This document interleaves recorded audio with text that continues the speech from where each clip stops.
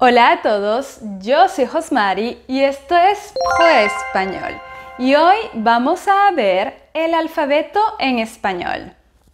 Salut et bienvenue à ce cours pour débutants de 10 vidéos. C'est un cours pour t'aider à apprendre et commencer en espagnol. Aujourd'hui, comme tu peux l'entendre, je parle en français. Normalement, je parle en espagnol, mais étant donné que l'objectif est de t'aider à mieux comprendre pour ce module et ce cours, exceptionnellement, je vais parler en français. Aujourd'hui, nous allons voir l'alphabet en espagnol. En espagnol, nous avons 27 lettres, c'est-à-dire une lettre additionnelle à l'alphabet français. Et normalement, les sons sont très similaires. Je vais dire pendant la prononciation comment prononcer les sons qui changent. Et également, nous avons quelques lettres qui varient selon si on est en Espagne ou en Amérique latine. Tu vas voir que si je prononce à la version espagnole, je vais mettre un petit drapeau espagnol. Et si je prononce à la version de l'Amérique latine, il y aura un petit drapeau du Venezuela, comme celui-ci. D'accord? Donc, pourquoi apprendre l'alphabet en espagnol? Déjà parce que comme ça, tu vas savoir reconnaître les sons des consonnes et des voyelles. Et également, c'est très utile afin de faire une réservation dans un hôtel ou dans un restaurant et pouvoir épeler ton nom de famille ou ton prénom. Donc, c'est très utile d'apprendre l'alphabet. Alors, est-ce que tu es prêt? Oui? Commençons. A. Répète après moi.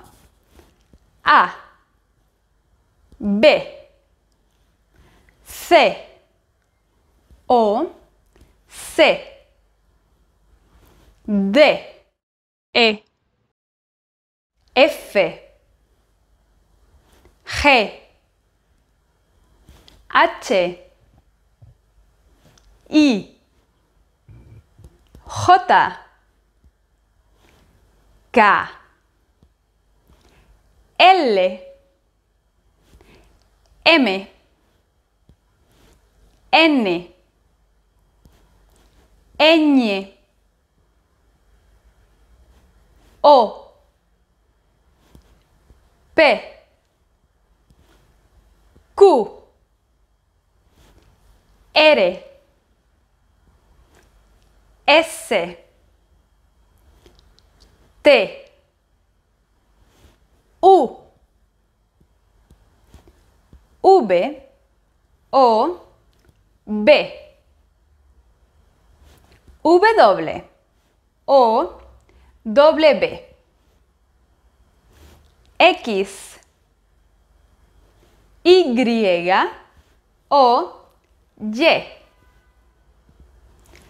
Z. O. Z.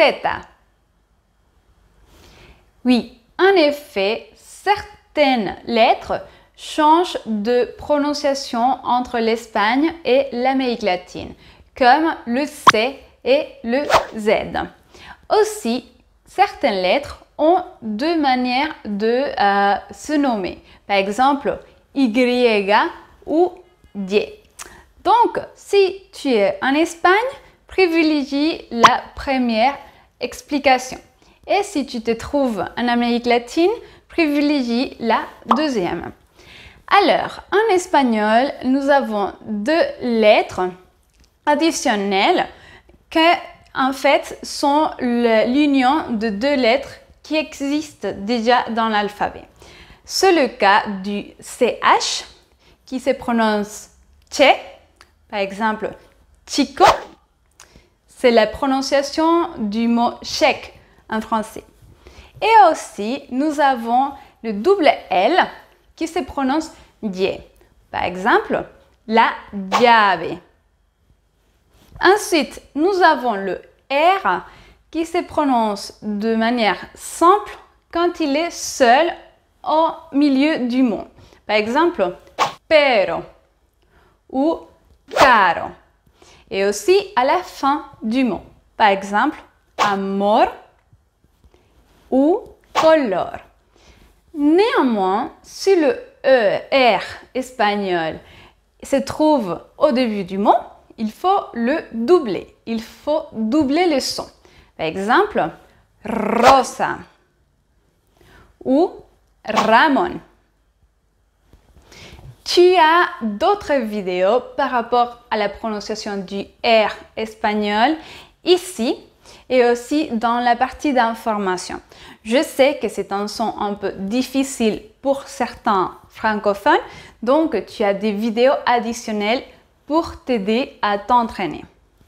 Ensuite, en espagnol, tu ne vas jamais trouver la combinaison PH, TH ou RH.